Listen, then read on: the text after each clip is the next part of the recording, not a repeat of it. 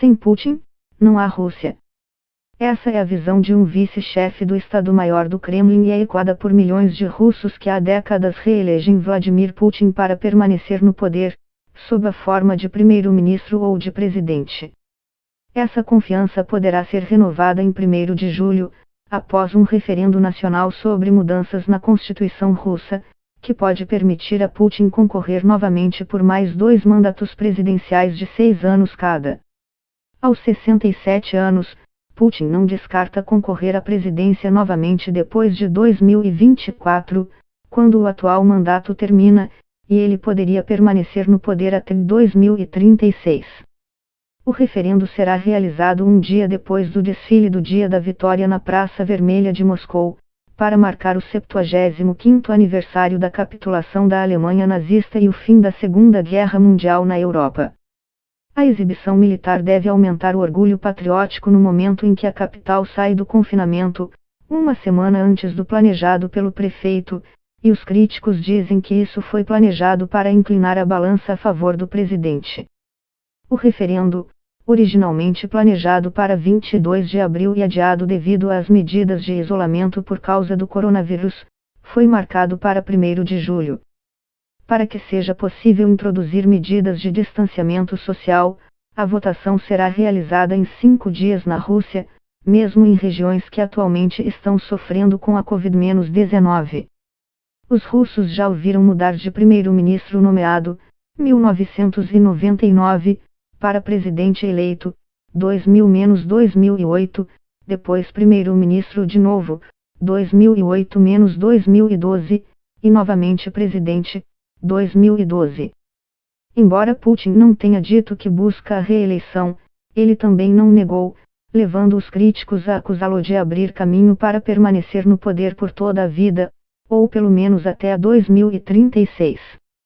A ex-cosmonauta e deputada Valentina Tereshkova, que faz parte dos apoiadores mais fervorosos de Putin, já propôs zerar o número de mandatos presidenciais, possibilitando que ele permanecesse. Muitas pessoas não terão problemas com isso. Se não gostam de Putin, também não se importam muito com ele. Muitas pessoas o veem como um líder forte que se posiciona diante do Ocidente. Também é comum dizerem que não há alternativa, diz Rainsford. Ele ficou desamparado, mas com 2 impressões duradouras: o medo de revoltas populares, depois de testemunhar os protestos em massa que levaram à ruína do Muro de Berlim e da Cortina de Ferro, e a repulsa pelo vácuo de poder que surgiu em Moscou após o colapso da União Soviética. O próprio Putin descreveu como pediu ajuda quando a sede da KGB em Dresden foi cercada por uma multidão em dezembro de 1989, mas como Moscou, sob Mikhail Gorbachev, ficou em silêncio. Ele tomou a iniciativa de destruir relatórios incriminadores. Queimamos tantas coisas que o forno explodiu, recordou Putin mais tarde em um livro de entrevistas chamado Primeira Pessoa. De acordo com Boris Reituster, biógrafo alemão de Putin, teríamos um Putin diferente e uma Rússia diferente se não fosse pelo tempo que ele viveu na Alemanha Oriental. Ao retornar à sua cidade natal, Leningrado, que em breve recuperaria seu antigo nome, São Petersburgo, Putin se tornou, da noite para o dia, o braço direito do novo prefeito, Anatoly Sobchak.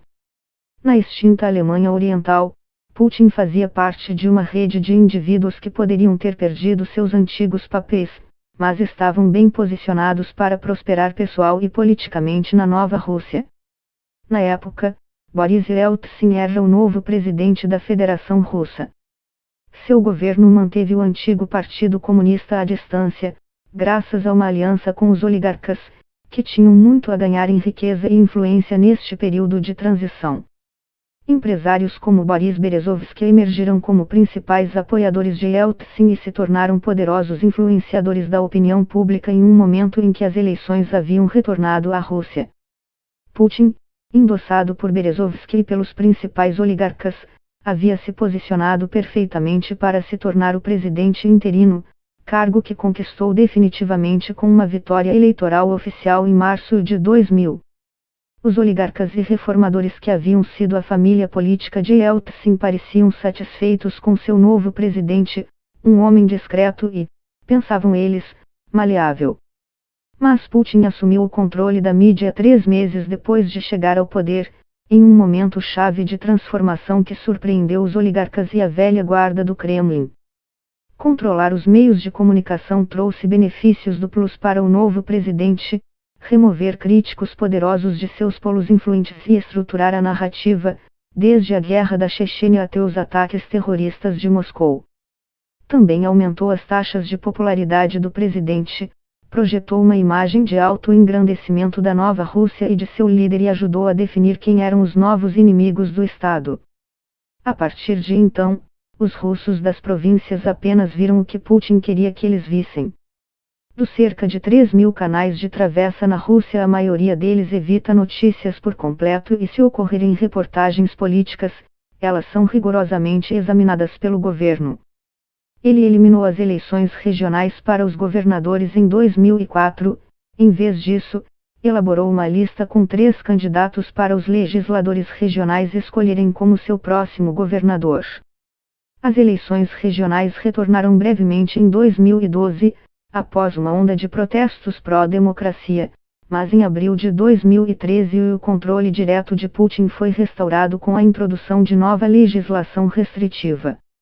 Uma série de manifestações em massa, os protestos de Bolotnaya, eclodiram em Moscou e em outros lugares da Rússia de 2011 a 2013, exigindo eleições limpas e reformas democráticas. Foi necessária uma mudança de estilo, ainda que apenas aparente, e Putin embarcou em um breve período de experimentação liberal, um apelo à descentralização política e uma promessa às regiões de maior controle sobre sua economia. A palavra reforma estava muito presente em todos os discursos da época, mas a mudança teve vida curta. Assim que a ameaça passou, a estratégia foi abandonada. Por décadas, Putin vem praticando a expansão política da Rússia no exterior próximo, ou seja, os estados independentes que surgiram após o colapso da União Soviética e que a Rússia ainda considera como sua área de influência natural, com particular sucesso no conflito da Geórgia, 2008. A intervenção da Rússia na Síria, apoiando forças pró-Assad, tinha múltiplas vantagens para ele. Por um lado, assegurava que ninguém pudesse ter o controle geral de um território vital para a estabilidade no Oriente Médio, enquanto, por outro, lhe dava a chance de experimentar novas armas e táticas militares. Durante seu tempo no poder, Putin despertou com sucesso a velha ideia de coletor de terras russas, um conceito feudal que justifica a política de expansão da Rússia. Alguns observadores da Rússia, como Arkady Ostrovsky, acham que isso também pode abrir o caminho para a criação de um czar moderno, um líder russo único que está acima da política partidária.